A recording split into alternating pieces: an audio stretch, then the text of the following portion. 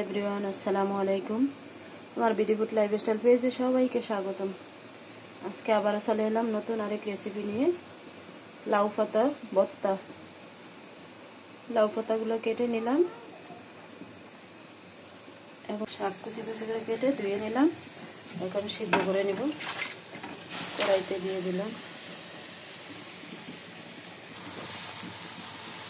শাকের ভিতরে লবণ দিয়ে দিলাম।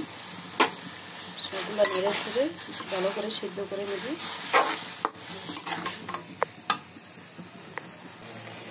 আমার শাক প্রায় সিদ্ধ হয়ে গেছে। এভাবে শাক সিদ্ধ করে নিলাম। লাউ শাক ভর্তা অসাধারণ মজা, তাই আমার প্রতিদিন যে কোনো একটা ভর্তা আমি প্রতিদিন করে থাকি। আপনারা এইভাবে লাউ শাক ভর্তা করে খেয়ে দেখতে পারেন।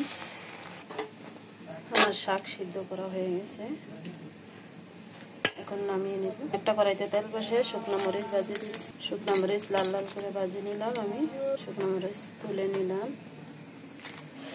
রসুন দিলাম। আমার রসুন লাল লাল করে ভাজি করে হয়ে গেছে, এখন এটা তুলে নিব। এখন চিংড়ি শুটকি দিব, ছোট চিংড়ি শুটকি ভাজি করা শেষ, তুলে নিলাম। এখন আমি ধনে পাতাগুলো ভাজি করে নিলাম।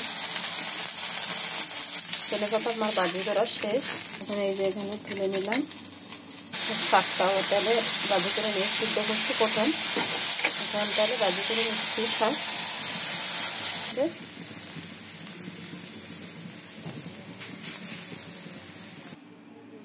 আমি লাল শাকের সব ভাজি করে নিয়েছি একসাথে, এখন পিষে নিব।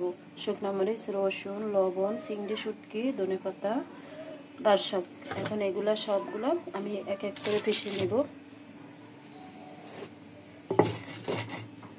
চিংড়ি মাছ, রসুন পিষে নিয়েছি, এখন ধনে পাতা পিষতেছি।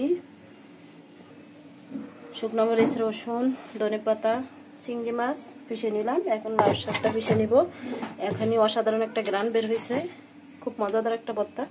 আপনারা বাসায় ট্রাই করে দেখতে পারেন। লাউ পাতা ভর্তা।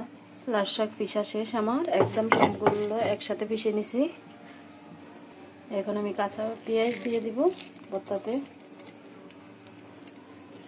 আমার কাঁচা পেঁয়াজ দিলে ভর্তাটা খুব ফ্লেভারটা বেশি ভালো লাগে, তাই আমি কাঁচা পেঁয়াজ। এখন একটু কাঁচা সরিষার তেল দিলাম। আপনারা চাইলে দিতে পারেন বা স্কিপ করতে পারেন, আমার ভালো লাগে তাই দিয়ে দিলাম। সবগুলো আমি এখন পিষে নিব। আমার ভর্তা সম্পূর্ণ রেডি। আমার লাউ শাক ভর্তা করা শেষ, এখন পরিবেশন করে নিলাম। লাউ শাক ভর্তার রেসিপিটা কেমন লাগছে অবশ্যই জানাবেন। লাইক কমেন্ট শেয়ার করে দিবেন। ভিডিও ভালো লাগলে সাবস্ক্রাইব করে পাশে থাকবেন। পরবর্তীতে আবার ভিডিওর সাথে দেখা হবে। আজকে এ পর্যন্তই। আসসালামু আলাইকুম। ভালো থাকবেন, সুস্থ থাকবেন। আল্লাহ হাফেজ।